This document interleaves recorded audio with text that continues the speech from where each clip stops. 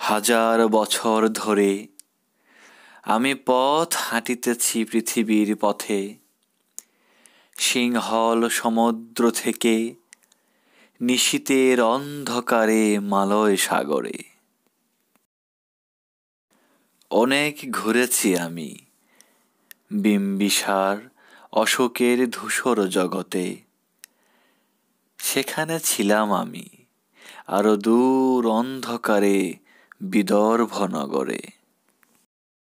আমি ক্লান্ত প্রাণ এক, চারিদিকে জীবনের সমুদ্র সফেন, আমারে দুদণ্ড শান্তি দিয়েছিল নাটোরের বনলতা সেন।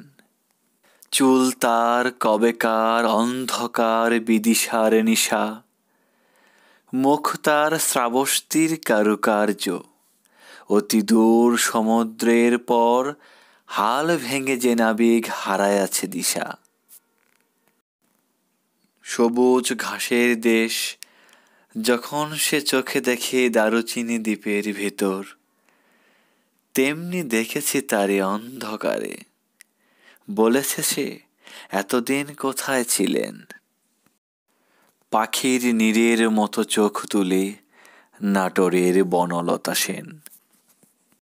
সমস্ত দিনের শেষে শিশিরের শব্দের মতো সন্ধ্যা আসে, ডানার রৌদ্রের গন্ধ মুছে ফেলে চিল।